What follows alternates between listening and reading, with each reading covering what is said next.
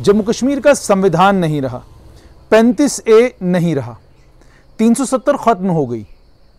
Land registration के लिए, यानी अगर आपको अपनी जमीन रजिस्टर करानी है, आपको प्रॉपर्टी खरीदनी है, आपको जमीन खरीदनी है या बेचनी है, अब उसके लिए आपको स्टेट सब्जेक्ट सर्टिफिकेट साथ लगाने की कोई जरूरत नहीं, क्योंकि आपका स्टेट सब्जेक्ट सर्टिफिकेट अब एक कागज के सिवा कुछ भी नहीं, यानी उसकी कोई वक़्त कोई वैल्यू नहीं।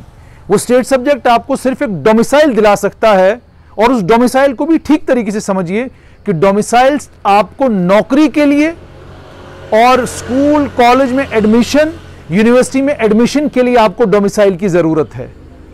वो डोमिसाइल आपको जमीन के अधिकार जम्मू कश्मीर में नहीं देता। आज के दिन, कल कानून में संशोधन हो तो हो सकता है दे, लेकिन आज के दिन नहीं देता। लेकिन 5 अगस्त के बाद 31 अक्टूबर से लेकर आज के दिन तक लैंड रजिस्ट्रेशन में लगातार परमानेंट रेजिडेंट सर्टिफिकेट मांगा जाता है। पीआरसी मैंडेटरी किया गया है। किस कानून के तहत सरीन साहब, किस कानून के तहत रजिस्ट्रेशन को मैंडेटरी किया गया है?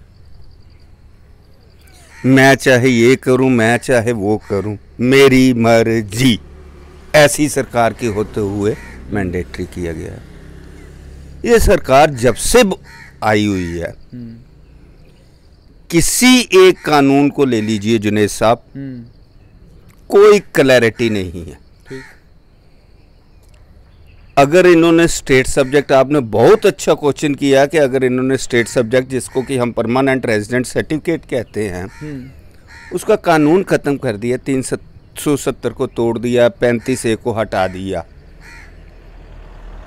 तो वहाँ पे फिर रजिस्ट्रेशन में, मैं आपकी इन्फॉर्मेशन के लिए बता दूं, कल मैंने 2 सेल डीड रजिस्टर्ड करवाई थी और दोनों में परमानेंट रेजिडेंट सर्टिफिकेट मांगा गया और वो साथ में अटैच है।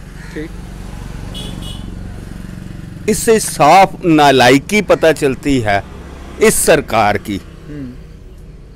जैसे मैंने शुरू में कहा कि मैं चाहे ये करूं, मैं चाहे वो करूं, मेरी मर्जी, मतलब इन्होंने कॉन्स्टिट्यूशन की धज्जियां उड़ा के रख दी हुई हैं।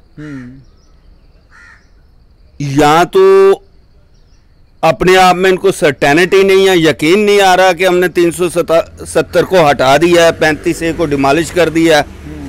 या मैं आपको एक बात बता दूं, अभी मसला सुप्रीम कोर्ट में पेंडिंग है, क्योंकि कंफ्यूजन इनको भी है कि 370 इन्होंने सही तरीके से नहीं हटाई है।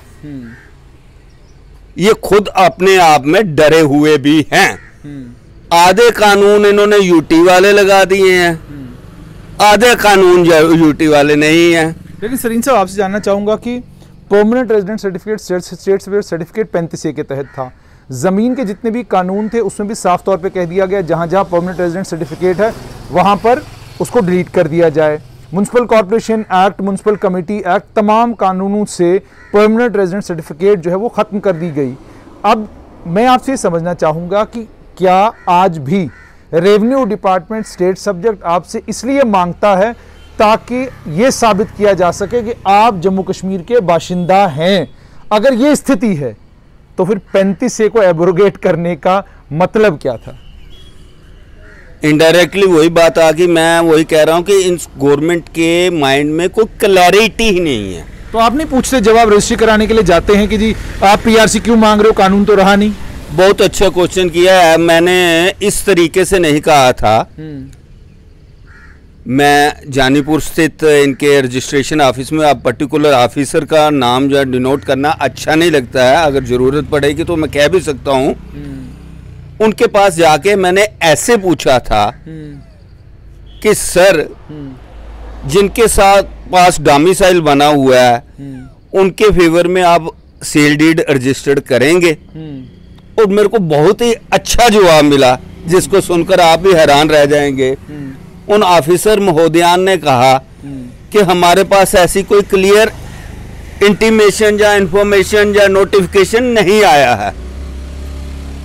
और जब मैंने कहा कि अगर मैं अप्लाई करूं डोमिसाइल के साथ तो फिर आप क्या करेंगे, तो मेरे को कहने लगे कि सरीन साहब ऐसा कर दो या तो मेरे को कोई ऐसी रजिस्ट्री ला के बता दो किसी ने डोमिसाइल पे की है तो मैं भी कर दूंगा।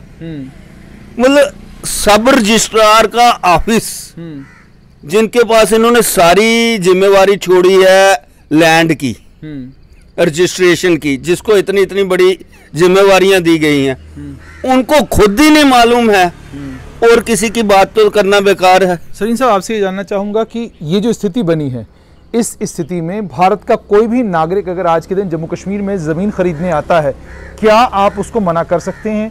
क्या आप उसकी रजिस्ट्री करने से मना कर सकते हैं? क्या आप उसको ये कह सकते हैं कि जी हम आपकी रजिस्ट्री नहीं करेंगे क्योंकि आप पीआरसी होल्डर नहीं है? क्या इस बुनियाद पर मना किया जा सकता है? मैंने आपसे जैसे पहले भी अर्ज किया कि गवर्नमेंट काफ़ी पॉइंट्स पे क्लियर ही नहीं है। होना तो ऐसा चाहिए था कि अगर आपने यूनियन टेरिटरी का स्टेटस दिया है, सेंट्रल गवर्नमेंट अभी तक अपने दिमाग में बैठा नहीं सकी है कि हमने स्टेट को यूनियन टेरिटरी में बदल दिया है। क्यों? दो तीन चीजें नोट कर लीजिए, ज्यादा दूर नहीं जाइए। अगर यूनियन टेरिटरी बनाया है तो आप टोल प्लाजा क्यों नहीं हटाते हैं? किस यूनियन टेरिटरी में टोल प्लाजा है? नहीं, ये तो ठीक है, लेकिन मैं आपसे पूछ रहा हूं, दूसरी यहीं पे आ रहा हूं कि क्लैरिटी नहीं है। यूनियन टेरिटरी वाले वाइन शॉप के रेट्स क्यों नहीं आ जाते हैं? और ऑन द अदर हैंड एक क्लियर कट इंफॉर्मेशन होनी चाहिए थी कि बाहर का जो व्यापारी यहाँ व्यापार करने आता था, पहले भी जब स्टेट सब्जेक्ट कानून थे यहाँ पे, उस वक्त भी व्यापारी को अलो किया जाता था कि वो लॉन्ग लीज पे चीज लेके अपना बिजनेस कर सकता है। लॉन्ग लीज पे लेके बहुत सी बाहर की फॉर्म्स आके यहाँ पे एस्टेब्लिश हुई हैं, लेकिन गवर्नमेंट के माइंड में कुछ अपने मन में दुविधा है कि हम 370 हटा सके हैं, यही नहीं है, कानून की कोई इफ्स एंड बट्स हैं, सुप्रीम कोर्ट में पेंडिंग है केस। लेकिन मैं आपसे पूछ रहा हूं कि अगर कोई भी कॉन्स्टिट्यूशनल फ्लॉज भी मुझे ये बताएं, अगर कोई भी, सुप्रीम कोर्ट की बात तो बाद में आएगी, लेकिन अगर कोई भी जम्मू कश्मीर का जो स्टेट सब्जेक्ट होल्डर नहीं है, डोमिसाइल जिसके पास जम्मू कश्मीर का नहीं है, पंजाब से, बिहार से, किसी भी जगह से, आज के दिन जबकि ज़मीन का कानून अभी आना बाकी है, अगर आज के दिन जम्मू कश्मीर आता है तो ज़मीन खरीदने के लिए क्या लीगली आप उससे पीआरसी मांग सकते हैं? क्या सरकार मांग सकती है?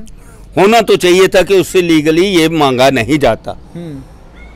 होना तो ये भी चाहिए था, सरकार ये क्लैरिटी करती, जब डोमिसाइल कानून बनाया गया तो ये क्लैरिटी कर देती कि ये डोमिसाइल कानून सिर्फ एडमिशंस और जॉब्स के लिए है, सरकार ने और जॉब्स के लिए है। और जो इन्होंने वैसे तो लैंड कानून का भी ये कहा कि जब असेंबली बैठेगी वो बनाएगी, लेकिन सुनने में आ रहा है शायद केंद्र सरकार ही बना रही है। ये आपके पास ज्यादा इन्फॉर्मेशन होगी, मेरे को इस बारे में कुछ नहीं सुनने में आया है। और अगर ऐसा है तो वो कब बनाएगी? और उन रजिस्ट्रेशंस का क्या होगा जो 31 अक्टूबर 2019 के बाद आज दिन तक हुई हैं? आज तकरीबन 1 साल हो गया है। क्या वो वैलिड होंगी? वैलिड होंगी तो कैसे वैलिड होंगी? गलत होंगी तो क्यों गलत होंगी? अच्छा सरीन साहब, एक और चीज़ वकील के नाते आपसे समझना चाहूँगा। रोशनी स्कीम में सरकार, हाई कोर्ट ने उस कानून को, उस एक्ट को इलीगल करार देते हुए उस एक्ट को ही ख़त्म कर दिया। इसके बाद अब सवाल ये है कि वो तमाम किसान जो जम्मू कश्मीर के अलग अलग इलाकों में रहते हैं, वो भूमाफिया नहीं, वो बड़े मगरमच्छ नहीं जिन्होंने करोड़ों रुपए की ज़मीनें ग्रैब की हुई हैं, बेची हैं, उनका सौदा किया है, वो किसान जिसको बिना कोई पैसा दिए, जिस किसान की को कनालू ज़मीन जो है जिसको सरकार ने उसकी वो एग्रीकल्चरल लैंड रेगुलराइज कर दी थी, वो किसान आज के दिन ये सवाल पूछता है कि मैं जाऊं तो जाऊं कहाँ? अब उसकी जो वो एग्रीकल्चरल लैंड जो रेगुलराइज कर दी है सरकार ने, आज के दिन कानून खत्म होने के बाद स्थिति क्या है उसकी? क्या अब वो उसकी है या सरकार की? करप्शन, करप्शन और करप्शन, फिर वही बात आ जाती है करप्शन। नहीं, लेकिन वो है किसकी? किसानों का कसूर क्या है? चंद करप्ट पॉलिटिशियंस और टॉप के ब्यूरोक्रेट्स ने ऐसा काम करके सारे जो मैं कहता हूं मैक्सिमम लीगलाइज्ड पर्सन थे, जो जेन्युइन थे, उनके लिए भी प्रॉब्लम क्रिएट कर दी है। लेकिन सरीन साहब, आप आज के दिन क्या उस किसान के पास जो जमीन है जो उसको सरकार ने रोशनी के तहत रेगुलराइज करके दी थी, क्या आज के दिन वो उसका मालिक है? बेसिकली तो होना चाहिए। यानी आप कब्जे के हिसाब से कह रहे हैं मालिक है, लेकिन कानूनी तौर पर तो नहीं है। कब्जे के हिसाब से भी अभी तो हाई कोर्ट से ये फैसला आया है, अभी हो सकते हैं वो सारे इकट्ठे होकर सुप्रीम कोर्ट में चैलेंज हो, क्योंकि चैलेंज जब तक नहीं होता, क्या स्थिति आज के दिन ये है कि वो जमीन अब लीगली उनकी नहीं है, रोशनी के तहत जो उनको मिली थी वो कलअदम करार दे दी गई है। तो इतनी जमीनों का गवर्नमेंट पोजेशन कैसे लेगी, कैसे लेगी? इसमें तो मल्टीप्लिसिटी ऑफ लिटिगेशंस बन जाएगी, इवन हमारे हाई कोर्ट में ही लिटिगेशन की मल्टीप्लिसिटी बन जाएगी। ये वही मैं आपको कहता था, करप्शन का एक नया नमूना है। पहले एक तरह से करप्शन की गई, उन ब्यूरोक्रेट्स का अभी तक कुछ नहीं हुआ है जिन्होंने ये सारी करप्शन की थी रोशनी स्कीम के तहत, उनको तो अच्छे अच्छे ओहदों पे बिठा दिया गया है।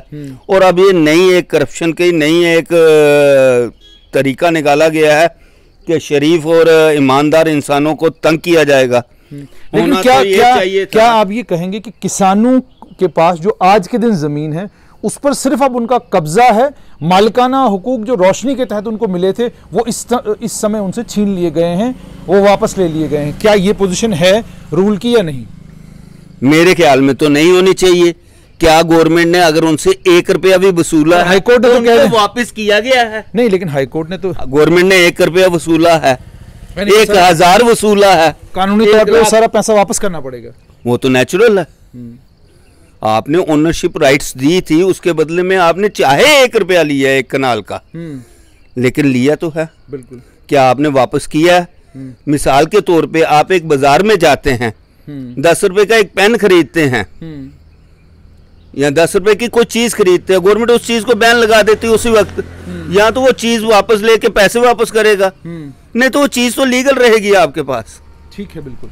तो आपने सुन लिया कि पीआरसी यानी permanent resident certificate land registration में 35A के खत्म होने के बाद क्यों ली जा रही है, क्यों मांगी जा रही है? क्या आज भी पीआरसी साबित करती है कि आप जम्मू कश्मीर के रेजिडेंट हैं? और अगर कर रही है तो किस कानून के तहत कर रही है? 31 अक्टूबर 2019 के बाद स्टेट सब्जेक्ट का कानून खत्म हो गया और आज के दिन स्थिति यह है कि कोई भी आदमी देश भर से जहां से आना चाहे जम्मू कश्मीर में आकर जमीन भी खरीद सकता है, प्रॉपर्टी भी खरीद सकता है, और सरकारी बाबू सरकारी तौर पर उससे पीआरसी नहीं मांग सकते। और अगर मांगते हैं तो हम भी समझने से कासिर हैं कि किस कानून के तहत मांग रहे हैं। और दूसरा ये कि रोशनी में जिन किसानों की जमीनें रेगुलराइज हुई, आज के दिन कानूनी स्थिति उसकी जो है वो ये है कि ना तो कानूनदान क्लैरिटी के साथ कुछ कह पा रहे हैं, और अगर वो कह रहे हैं तो वो ये कह रहे हैं कि अगर जमीन जो है सरकार ने वापस ले ली तो सरकार को वो करोड़ों रुपया जो उन लोगों से लिया था वो वापस देना पड़ेगा। बहुत कंफ्यूजन है, लेकिन आप तक ये पहुंचाना जरूरी था कि पीआरसी और रोशनी को लेकर बुद्धिजीवी क्या सोच रहे हैं।